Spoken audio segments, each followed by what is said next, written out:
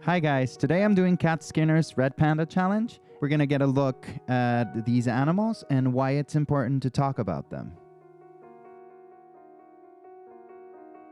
I'm gonna start off with a 16 by 20 inch canvas board that I gessoed ahead of time. You can find a list of all the colors I used in the description box below.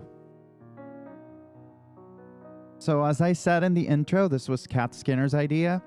The whole point of this challenge is to raise awareness about what red pandas are and their current situation. These animals are native to the eastern Himalayas and southwestern China, and they're currently endangered, which means that they estimate there's less than 10,000 individuals left in the wild. As I was doing research to prepare for this video, I learned that there's a whole spectrum of conservation out there. There's, I think, 7 different categories from least concerned to completely extinct. Endangered is right in the middle. And usually what that means is that conservation specialists estimate that the species will go extinct in the near future. The main reason for the decline is habitat loss. A lot of the range is being used for farming and other human activities. There's also poaching in certain regions. Some cultures consider their fur lucky, so they hunt them for the fur.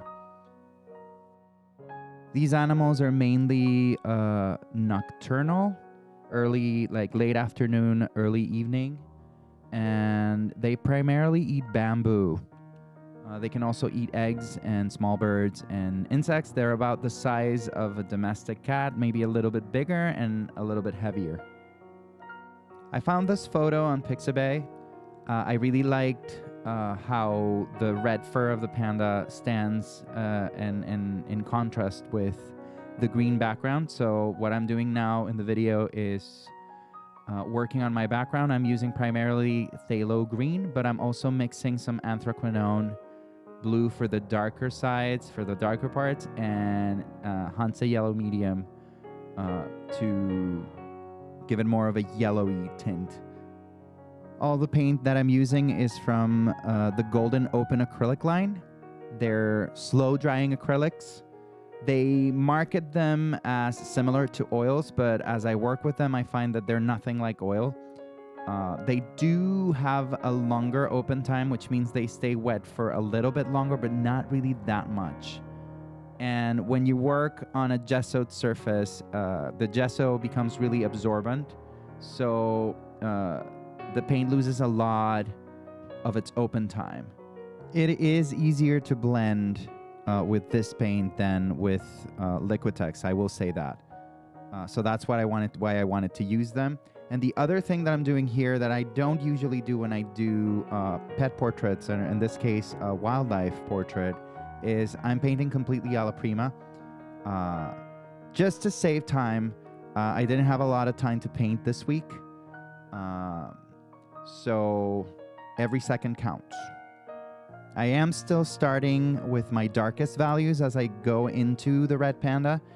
The darker part of the fur is a mixture of burnt umber and Anthraquinone Blue, which gives me a really nice chromatic black, I should say. That has a really nice blue tint. The fur had a blue tint in the picture, and I wanted to capture that. It's also semi-transparent, so I have a lot of opportunity to create texture, which is what I want in the darker part of the fur. I still want it to look like fur. So there has to be some sort of texture there, even though it's really dark. Once I started moving onto the lighter side of the fur, what I did is I grabbed some burnt sienna and a teeny tiny bit of Naphthol Crimson to give it a little more of a red bias. And then for the lighter part, the lightest part of the fur at the top of the head, I just introduced a little bit of yellow ochre and a little bit of my Hansa yellow as well. On this first layer, my main goal is to just cover the main areas of color. I'm not really worried about depth or texture too much. As I work on the face, I'm very careful about my brush strokes and the directionality. I want everything to go in the direction of the fur. And for the white parts, in the picture, the white parts are really, really white, and that doesn't translate well. I found that didn't translate well into the painting, so the first layer is going to be a warmer kind of almost unbleached titanium. It wasn't really unbleached titanium, it's just burnt sienna with a lot of white. I wanted a warm layer, and then I'm going to start layering cooler hues on top of that to create some depth. And if you haven't done the Red Panda Challenge yet, I believe, I'm not 100% sure, check the subreddit for our artist community, but I believe that Kat said that the deadline is at the end of the month, so you still have time. And if you haven't checked out the subreddit for our artist community, I'm gonna leave a link in the description below. One of the things that really jumped at me when I was researching and Googling pictures to paint was how expressive these animals are. If you do a Google, you'll see tons of pictures with different expressions, and I chose this one because it looks like it's smiling. It looks like he's very happy or she is very happy. So that's why I decided to settle on this one. Now I'm starting to work on the details. I started to add some cool tones to the base of the ears and the snout to kind of start giving the sense of three-dimensionality. I'm using the Anthraquinone Blue for the shadows, and this is probably one of the reasons why it's one of my favorite blues, probably my favorite blue. It's because when you use it in a very, very thin glaze, it adds a lot of dimension to your shadows. It's really, really good for shadows, especially when you have warm undertones or warm layers underneath. It gives it a lot of dimension without a lot of hassle. It's really easy to control. If you live in the United States, I want to know, I live in New England and I can't wait for spring. It's already almost the end of April, and we had a really nice Saturday. Last Saturday, it was 77 degrees. It was beautiful outside, and I could say, oh, okay, fine, spring has come. And then 2 days later, I wake up and I have ice on my backyard. So if you live in the United States, I want to know, are you experiencing the same phenomenon? Because spring doesn't seem to want to come ever. Let me know in the comments. I'm adding a little more of dimension to the background with Anthraquinone Blue. I'm darkening certain areas and using my sponge to kind of create the illusion of light with a little bit of titanium white, and then I'm going to glaze yellow, as I'm doing right now, over it. And I like the illusion that it gives. It gave it a lot more dimension. I thought I liked the color of the background, but then at this point I thought it was a little bit flat. So that solved the problem. I also added titanium white to the edges of the fur on either side of the panda. I'm gonna glaze some blue on the black side, on the darker side, and some yellow ochre on the lighter side to give the illusion of three-dimensionality. This project was really fast. I didn't think it was gonna be that fast. Skipping the grayscale understudy certainly cut my time almost in half, maybe even a little more than half. So food for thought for David when it's not that I'm gonna abandon my grayscale studies or my grayscale underpaintings, because I feel like I improve the most when I can focus on value before adding color. But now I know that in a pinch, if I have to finish something quickly, I can do it a la prima, no problem. This project took me I think 2.5 hours from start to finish. So it was really fast.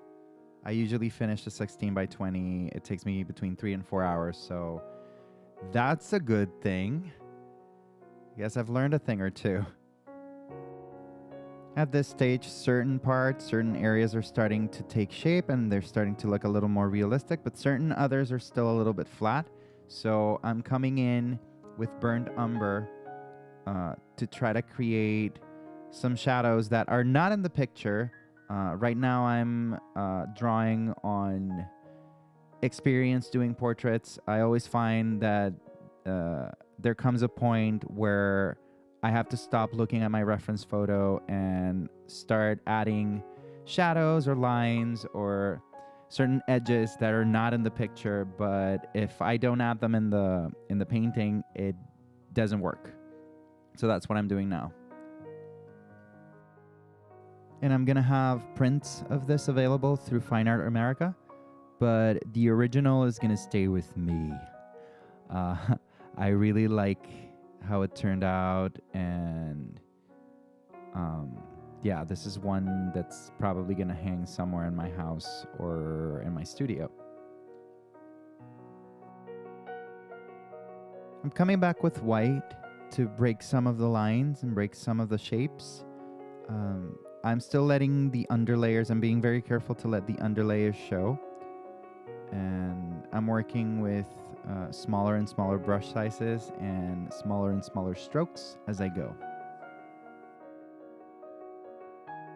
At this point in the painting, every time I add a few details here and there, I make sure to stand back and try to look at the composition as a whole, and then come back and try to fix an area here, or maybe a little bit more on the ears, or maybe this eye looks a little bit lopsided, or the nose isn't well defined. But I'm not working too long before I take a second to step back and look at it as a whole. I decided that the eyes weren't right, so I'm glazing white over them. Now it kind of looks like he's possessed, or like, I don't know, Super Saiyan mode, or maybe like a spirit red panda. I'm letting that dry, and as that's drying, I'm doing the whiskers. And now we're coming in and redoing those eyes. I felt like it's left eye or right eye, depending on I guess it's the eye to the left of the screen, I should say, was a little bit off, and that's why I was redoing the whole thing. I glazed some burnt sienna over that, and then some burnt umber, and tried to give it some dimension. And now I'm coming in with just a little bit of the blue to give an indication of the pupil. It's not, I couldn't really see that well on the picture. I'm not sure if it's a pupil or a slit, kind of like a cat. But there was definitely some dark in there. Now I'm adding some more dark layers to the ears to give them a little bit more shape, so that they don't look too two-dimensional. And fixing the nose, fixing the eyelids a little bit. And now the final step is to break some of the lines on the lower lip. Right now it looks very solid. That white looked like a very solid shape, and I wanted to break it up, so I came in with the dark, the mixture of burnt umber and anthraquinone, and painted sort of negative space style, and that took care of that. Once I reached this stage of the painting, I'm spending more time looking at it as a whole, looking at it from far away, than painting. And then when I do come in and I do decide that certain areas need more refinement, I make sure that my brush is smaller than I think that I need, so that I can really get fine detail.